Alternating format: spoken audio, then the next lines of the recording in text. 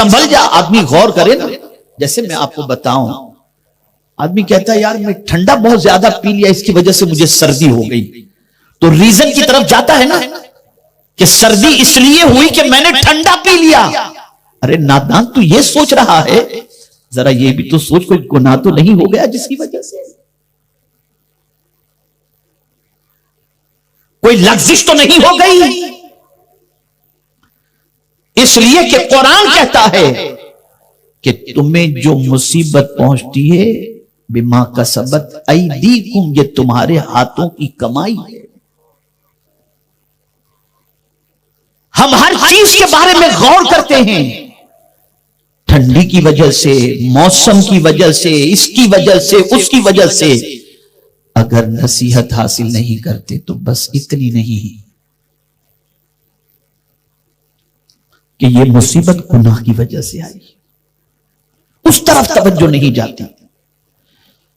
اس لیے کہ ہم یہ تصور کرتے ہیں میں تو اتنا خیرات کرتا ہوں, مجھے مصیبت کہاں سے آئے گی, میں تو اتنی مسجد بنواتا ہوں, مجھے مصیبت کہاں سے آئے گی. تو میں یہاں پر آپ کو عرض کروں, سب اپنی جگہ پر ہے, سب کا ثواب اپنی جگہ, اور بالکل کرتے رہیے, ارمان رکھیے کہ زندگی کی آخری سانس تک یہ کرتے رہیں گے. لیکن یہ بات ذہن کے اندر رکھیے گا کہ کانٹا بھی پیر میں اگر چبھتا ہے تو یہ بھی کسی گناہ کی وجہ سے چبھتا ہے. تو قرآن کہتا ہے نصیحت بلا دی. ہمیں نصیحت یہ ہے کہ پیر میں کانٹا چبھے فوراً سوچو یار کوئی لغزش تو نہیں ہو گئی, کوئی اللہ کی ناپسند بات تو میری زبان سے نہیں نکل گئی, اچھا خاصا کاروبار خراب کیسے ہو گیا, کہیں نماز قضا کرنے کی وجہ سے, گندی پکچریں دیکھنے کی وجہ سے, اس وجہ سے تو نہیں. ہم تو سیدھا جاتے, کسی نے ہماری روزی باندھ دی, سیدھے ادھر چلے گئے. بابا ذرا دیکھو تو صحیح, کسی نے جادو تو نہیں کر دیا. ارے خدا کے بندے, اگر اس نے کیا بھی ہے تو اس کو اپنی جگہ پر رکھو, لیکن تم یہ بھی تو دیکھو تم سے کوئی گناہ تو نہیں ہو گیا, تم سے کوئی لغزش تو نہیں ہو گئی. قدرت تمہاری روزی کو تنگ کر کے, تمہیں بیمار کر کے تمہیں نصیحت دے رہا ہے, لیکن تم اس کو نصیحت سمجھتے ہی نہیں. کیوں فرمایا گیا؟ آقا کریم صلی اللہ علیہ وسلم ارشاد فرماتے بخار کو برا نہ کہو, اس لیے کہ بخار جسم کے گناہ کو مٹا دیتا ہے. پتا چلا یہ بیماری گناہ مٹانے کے لیے آتی ہے, اور تمہیں یاد دلایا جا رہا ہے کہ سن لے کوئی گناہ ہو گیا جس کی وجہ سے یہ بیماری آئی ہے. لیکن یہاں تو یہ کہتے ہیں موسم آ گیا, یہ ہو گیا, یہ ہو گیا, وہ ہو گیا, گناہ سے توجہ ہٹی. تو قرآن کہتا ہے فَلَمَّا نَسُوا مَا ذُكِّرُوا, بھلا دی نصیحت. کس کو یاد ہے آج یہ نصیحت؟ یاد ہے کسی کو؟ کتنے لوگ ہیں ایسے جن کو رزق میں تنگی ہوئی, بیماری آئی, پریشانی ہوئی, اولاد سے آزمائے گئے, تو اللہ کی بارگاہ مولا ہمارے گناہوں کو معاف کر دے, بول گئے. کسی نے روزی باندھ دی ہے, کسی نے یہ کر دیا, کسی نے سب کچھ دوسرے پر, اور خود کو معصوم سمجھتے ہیں, ایسا سمجھتے جیسے اس سے کوئی گناہ ہوا ہی نہیں, روز آب زمزم سے جیسے غسل کر کے آ رہا ہو. تو قرآن نے کہا جب نصیحت بلا دی گئی یا بھول گئے, تو پہلے نصیحت کے طور پر توجہ چاہوں گا. وقت میرے پاس زیادہ نہیں کہ میں اس پر کئی اور آیتوں کو لے کر کے آپ کو سمجھا سکوں, لیکن ایک آیت کے ذریعے بھی اگر کچھ سمجھ میں آ جائے تو بہت بہتر ہے. بھلے میں آج تو کہتا ہوں کہ ذکر بھی مختصر اور دعا بھی مختصر ہو, لیکن سمجھ لو کچھ جتنا میں سمجھا سکتا ہوں, لے کر جاؤ. اللہ کی حکمت تو دیکھو, وہ تکلیف دے کر تمہیں نصیحت یاد دلاتا ہے, تمہیں نصیحت کرتا ہے کہ بندے ذرا اپنے گناہ کو یاد کر, سنبھل جا, ذرا سنبھل جا. تو ہم غذا سے سنبھل جاتے ہیں, سردی ہو گئی, شوگر ہے, اوہو بالکل نہیں, شکر بالکل مت ڈالنا, میٹھا بالکل نہیں کھائیں گے. لیکن میں آپ سے پوچھتا ہوں کبھی اتنا گناہ سے پرہیز کیا آپ نے؟ کبھی بچے اتنا گناہ سے آپ جتنا ڈر آپ کو شوگر کا ہے، جتنا ڈر بلڈ پریشر کا ہے، اور اس کی وجہ سے جتنا پریکوشن چیزوں میں لیتے ہو، کبھی ہم نے اتنا پریکوشن گناہ سے کرنے کی نہیں. اب تو آج کے بعد اب گناہ سے بچیں گے نہیں بھائی، اب گناہ نہیں کریں گے، یہ ساری تکلیف گناہ سے نہیں. بول گئے. کورونا میں جب مسجد کے دروازے بند ہوئے، رونے لگے، پریشان ہوئے، اور کھلے تو آنے کے لیے تیار ہیں. یہ ساری چیزیں قدرت کی طرف سے ایک یاد دلانا ہے. مت بھولو میرے بندو، میرے ہاتھ میں سب کچھ ہے. یاد دلا رہا ہے اللہ عز و جل. اب کچھ لوگ ایسے ہیں کہ اس کے بعد بھی نہیں سنبھلتے. ایک تو نصیحت کے ذریعے، کچھ تقاریر کے ذریعے، جیسے اجتماع میں آپ آئے، کچھ نصیحتیں آپ کو کر دی گئی، جمعہ میں آپ گئے، خطابات آپ نے سنے، اس طرح سے کچھ نصیحتیں آپ تک پہنچی، اور اس طرح سے واز کے ذریعے بھی آپ کو جو ہے وہ نصیحت، واز و نصیحت آپ کو کی گئی تاکہ آپ سنبھل جائیں. لیکن نہیں بس. تو ایک طریقہ تو اللہ نے آپ کو سنبھالنے کا اور ہم کو سنبھالنے کا یہ کیا کہ واز و نصیحت کا مسجد کے اندر اہتمام. دوسرا طریقہ بیماری، تنگ دستی، اس کے ذریعے اللہ چاہتا ہے کہ بندہ سنبھل جائے اور نصیحت قبول کر لے. اب آپ دیکھیے اس کی حکمت، اس سے بھی بندہ نہیں سنبھل رہا تو اب کیا کرتا ہے اللہ؟ اللہ اکبر، اللہ اکبر. فتحنا علیہم ابواب کل شیء. اللہ فرماتا ہے اس پر ہر چیز کے دروازے میں کھول دیتا ہوں. میرے وہ بھائی جن کے پاس بے پناہ دولت ہے، وہ یہ تصور نہ کریں کہ میں ان کو ٹارگٹ کر رہا ہوں. وہ صرف اتنا سمجھیں کہ قرآن کیا کہہ رہا ہے. قرآن کہتا ہے فتحنا علیہم ابواب کل شیء، ہر چیز کے دروازے میں ان پر کھول دیتا ہوں.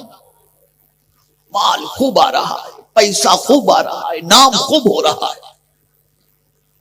جو نصیحت نہیں قبول کرتا، اللہ اس پر ساری چیزوں کے دروازے کھول دیتا ہے. ساری چیزوں کے دروازے. اب اس کی فیلنگ شروع ہوتی ہے، اس کی سوچ بنتی ہے کہ مجھے جو اتنا مال مل رہا ہے نا، اس کی وجہ یہ ہے کہ میرے کام بہت اچھے اچھے ہیں تو اللہ دے رہا ہے. یہ مائنڈ بنتا ہے اس کا. اے اللہ، یہ تو کب تک عطا کرتا ہے؟ تو فرمایا اللہ اکبر، ابواب کل شیء حتی اذا فرحوا. اس وقت تک اللہ دیتا رہتا ہے جب تک کہ بندہ اس میں مگن نہ ہو جائے اور یہ سوچنے لگے میرے پاس تو اتنا کروڑ ادھر پڑے، اتنا ارب ادھر پڑا ہے، مجھے کیا ٹینشن، مست ہو گیا.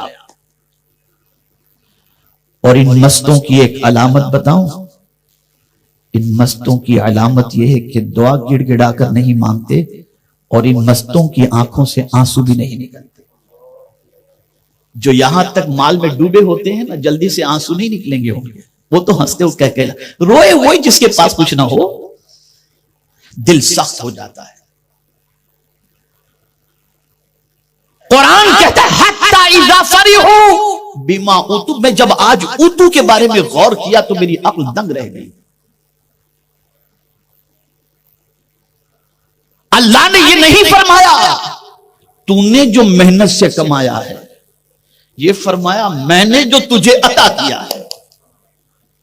اس سے پتا چلا کوئی مال کے آنے پر اپنی ہوشیاری نہ سمجھے، یہ قدرت کی عطا سمجھے. وہ جس سے چاہے جتنا چاہے عطا فرمائے. قرآن کہتا ہے اللہ یبسط الرزق لمن یشاء ویقدر. اللہ جس کو چاہتا ہے کشادہ روزی عطا کرتا ہے، جس کی چاہتا ہے روزی تنگ کر دیتا ہے. تو یہ اللہ نے دیا ہے. مولا جو نصیحت بھول گیا، فراموش کر گیا، اس پر تو عذاب آنا چاہیے، اور تو اس پر ساری چیزوں کے دروازے کھول دیا. یہ ایک امتحان ہے. بہت توجہ سے سنیے گا. جو لوگ مال کی کثرت کو اپنے لیے انہیں ایک فکر یہ بھی رکھنی چاہیے کہ کہیں اللہ زیادہ مال دے کر ہمارا امتحان تو نہیں لے رہا. اس لیے کہ امتحان کے دو طریقے ہیں. ایک غریب بنا کر امتحان لینا اور ایک امیر بنا کر امتحان لینا. قارون کا امتحان بھی امیر بنا کر کے ہی لیا گیا تھا. فرعون کا امتحان بھی مال دے کر کے لیا گیا تھا. اور یہ بات اچھی طرح سے یاد رکھیں، ہر مال والا غلط نہیں ہوتا، نہ ہر مال والا جو ہے وہ گناہوں میں ڈوبا ہوتا ہے. کچھ لوگوں کے پاس مال جو ہوتا ہے وہ حضرت عثمان غنی کا صدقہ ہوتا ہے، حضرت عبد الرحمن ابن عوف کا صدقہ ہوتا ہے. یہ میں ان لوگوں کی بات کرتا ہوں جو اپنے مال کے ذریعے کوئی بھی عیاشی نہیں چھوڑتے،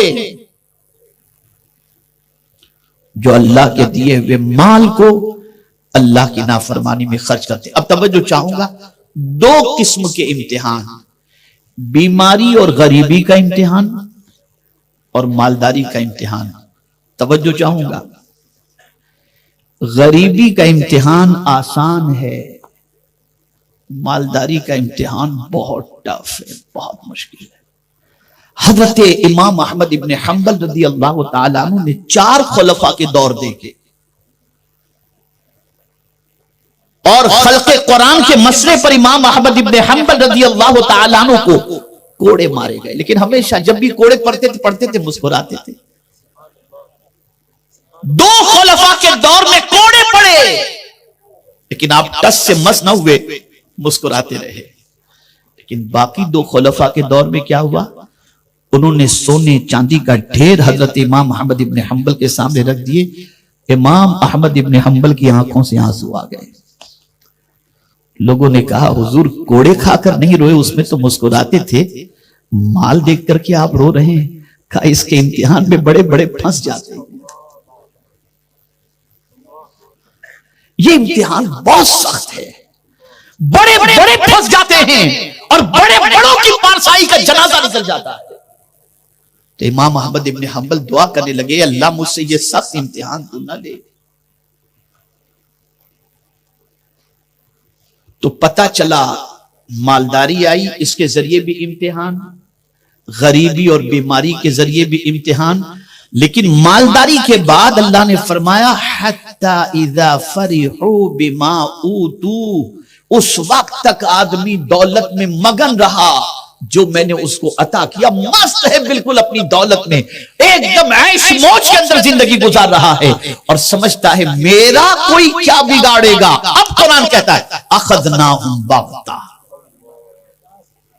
اب قرآن کہتا ہے اے بندے تو یہ سمجھتا ہے کہ تیری دولت تجھے بچا لے گی، تیرا مال تجھے بچا لے گا، تیرا سورس تجھے بچا لے گا، تیرے کانٹیکٹ تجھے بچا لیں گے، تیری طاقت تجھے بچا لے گی، تیرے آدمی تجھے بچا لیں گے. پروف جو ہے تو اپنے آپ کو بلٹ پروف جیکٹ سے چل رہا ہے، تو یہ سمجھتا ہے یہ تجھے بچا لیں گے. ارتھ کویک سے بچنے والے مکان بنا لیتا ہے، سمجھتا ہے یہ تجھے بچا لیں گے.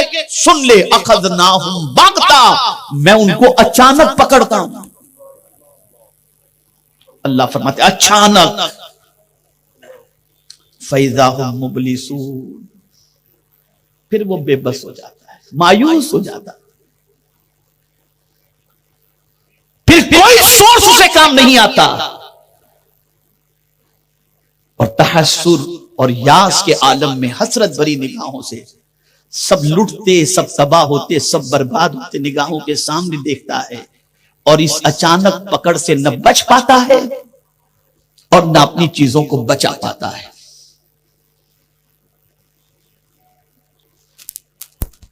تو اللہ اچانک پکڑ کب کرتا ہے؟ جب اس کی نصیحت کو بھلا دو. اچانک پکڑ کب کرتا ہے؟ جب دولت میں مست ہو جاؤ. اور قرآن نے ایک اور مقام پر کہا کہ اگر تم ان پکڑ سے بچنا چاہتے ہو تو تمہیں کیا کرنا ہے؟ اس لیے کہ گناہ کی وجہ سے پکڑ، گناہ کی وجہ سے سب کچھ. اب تم اس پکڑ سے بچنا چاہتے ہو تو تم کو نسخہ بھی اللہ ہی دے رہا ہے، قربان جائے.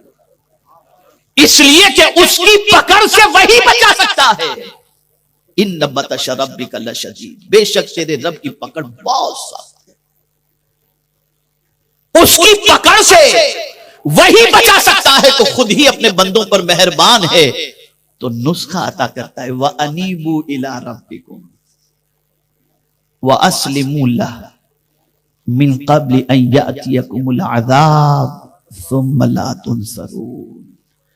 پلٹ آؤ اپنے رب کی طرف، بہت دور چلے گئے تھے نا، خود کو بہت کچھ سمجھ رہے تھے نا، آؤ آ جاؤ اللہ کی طرف آ جاؤ، مت بھاگو اللہ کی طرف سے۔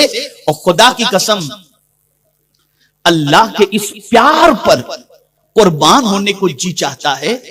رب فرماتا ہے تمہیں کسی اور طرف پلٹنے کی بات تھوڑی کر رہا ہوں، وَأَنِيبُوا إِلَىٰ رَبِّكُمْ، میں تمہارا ہی تو رب ہوں نا، آ جاؤ نا میرے پاس، آ جاؤ نا، اللہ اکبر، تمہارے رب کے پاس آ جاؤ، پلٹ آؤ تمہارے رب کی طرف، اس لیے کہ تم کو میں نے پیدا کیا۔ اب دیکھیں ایک چھوٹی سی بات ہے، میں آپ کو بتاؤں، بھٹکا ہوا بچہ، گما ہوا بچہ، آوارہ بچہ، بھٹکتا ہو، گھر سے نکل گیا ہو، ماں کی نیند خراب ہو جاتی ہے اور ماں کیا کہتی ہے، بیٹا جانے دے جو بھی ہو، تو آجا میرے پاس آجا، میں تجھے رکھوں گی۔ اللہ اللہ، آپ قربان جائیے۔ اور اسی طریقے سے میں تو حدیث کے اس گوشے پر جب توجہ دیتا ہوں تو میری عقل دنگ رہ جاتی ہے کہ اگر بچی ڈیورس حاصل کر چکی ہے، بچی کو ڈیورس ہو چکا ہے، اور وہ ڈیورس والی بچی اگر ماں کے گھر لوٹتی ہے اور ماں باپ اس کا خیال کرتے، اس پر بھی اللہ اجر عطا فرماتا ہے۔ پتہ چلا لوٹ کر جو پیار ماں باپ کے یہاں ملتا ہے، جو اصل ہے، اس کا کیا کہنا۔ تو میرا مولا تو ماں باپ سے زیادہ مہربان ہے، فرماتا ہے بھاگنے والوں کہاں بھاگ رہے ہو، تمہارا میں رب ہی تو ہوں، پلٹ کر میرے پاس آ جاؤ، تمہارے رب کی طرف آ جاؤ۔ وَأَنِيبُوا إِلَىٰ رَبِّكُمْ وَأَسْلِمُوا لَهُ، اور اس کے حکم کے سامنے سر جھکا دو، جھک جاؤ اس کے حکم کے سامنے۔ من قبل ان یأتیکم العذاب ثم لا تنصرون، اس سے پہلے کہ تم کو کوئی عذاب گھیر لے، تمہاری طرف سے کوئی عذاب آ جائے اور پھر تمہاری کوئی مدد کرے نہیں، تمہارا کوئی مددگار نہ ہو، اس سے پہلے پلٹ کر تم اللہ کی طرف آ جاؤ۔ پھر وہی بات آئی اچانک والی، پھر اس کے بعد والی آیت میں وہی اچانک والی بات، یہ سمجھایا گیا، آ جاؤ اس کے حکم کے سامنے سر جھکا دو، اس سے پہلے کہ تم پر کوئی عذاب آئے، کوئی تمہاری مدد نہ کرے، اس لیے تم سرنڈر ہو جاؤ، اپنے رب کے سامنے جھک جاؤ، اور آگے کیا کرو، وَاتَّبِعُوا أَحْسَنَ مَا أُنزِلَ إِلَيْكُم مِّن رَّبِّكُمْ۔ اللہ نے جتنی بھی چیزیں نازل فرمائی، ان ساری چیزوں کے اندر جو سب سے اچھی چیز ہے وہ قرآن ہے۔ پانی بھی آسمان سے نازل ہوتا ہے، وَأَنزَلْنَا مِنَ السَّمَاءِ مَاءً مُبَارَكًا، اللہ فرماتے ہیں ہم نے آسمان سے برکت والا پانی نازل فرمایا۔ تو پانی بھی آسمان سے، اور ایک بزرگوں کی بڑی عجیب حالت ہوتی ہے، کیا بتاؤں آپ لوگ، ایسا کرنے سے پہلے بزرگ بننے کی کوشش کرنا، بہت ٹائم ہے۔ ایک بزرگ رزق سے بے پرواہ ہو کر کے بیٹھے ہوئے تھے، کسی نے پوچھا بابا آپ زمین پر روزی وغیرہ کے لیے تلاش نہیں کرتے؟ کہا کیا کروں، قرآن میں لکھا ہے وَفِي السَّمَاءِ رِزْقُكُمْ، تمہاری روزی تو آسمان میں ہے، میں زمین پہ کہاں سے تلاش کروں؟ تو یہ سوچ کی بات ہے۔ ایک بات ذہن کے اندر رکھیے گا، ہم بات تو کرتے ہیں نظام الدین اولیاء جیسے پیر کی، لیکن آج کے دور میں نہ محبوب الہی جیسے پیر ہیں، نہ امیر خسرو جیسے مرید ہیں، دونوں معاملہ ایسا ہے۔ تو آج اس مقام تک آدمی جلدی سے نہیں پہنچ سکتا جن کی پوزیشن یہ ہوتی ہے، یہ تو اللہ والے ہوتے ہیں جن کی زندگی اس طریقے سے عبادت میں گزرتی ہے کہ جو بے وضو رہنے کو گناہ کبیرہ سمجھتے ہیں، یہ ان کا مقام ہے۔ ہمیں حکم ہے وَابْتَغُوا مِن فَضْلِ اللَّهِ، اللہ کا فضل تلاش کرو، روزی کے لیے نکلو، ہمیں حکم ہے۔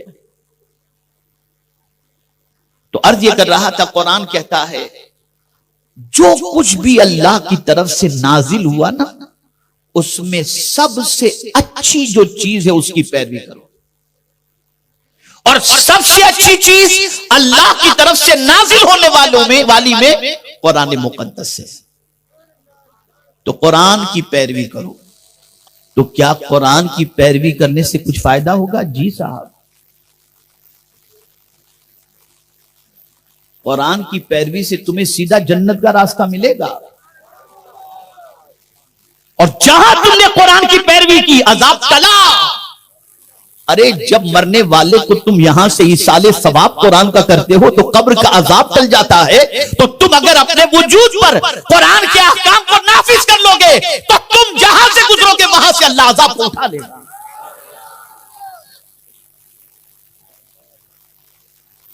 جب اتنی سمجھ میں بات آ رہی ہے کہ پڑھنے پر مرحوم کی بخشش ہو جاتی ہے، اس پر سے قبر سے عذاب اٹھا لیا جاتا ہے، تو جب اس کتاب کی پیروی کرو گے تو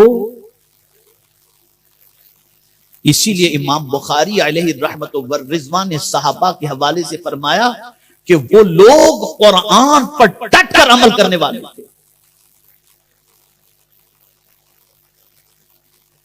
جہاں قرآن کی بات آتی سرنڈر ہو جاتے، اور جہاں قرآن کا حکم سنتے جھک جایا کرتے تھے۔ یہاں اگر حکم مل جائے ماسک پہنے بغیر نکلو گے تو اتنا چارج، تو 10 ماسک ساتھ میں لے کر کے نکلیں گے کہ کہیں چارج نہ لگ جائے، اتنا مانتے ہیں۔ لیکن اپنے رب کی اتنی مانتے ہو؟ سب کی مانتے ہو، ذرا رب کی بھی مانو، رب کے رسول صلی اللہ علیہ وسلم کی بھی مانو۔ اور قرآن نازل بھی جو ہوا ہے تو اس کی وجہ بھی یہی ہے، اور میں اگر بتاؤں تو آپ کی طبیعت میں اور خوشی کی لہر دوڑ جائے گی کہ اس کتاب پر جب عمل کوئی کرتا ہے نا تو اس کے ساتھ کیا ہوتا ہے جانتے ہیں؟ قرآن کہتا ہے وَهَذَا كِتَابٌ أَنزَلْنَاهُ مُبَارَكٌ فَاتَّبِعُوهُ لَعَلَّكُمْ تُرْحَمُونَ۔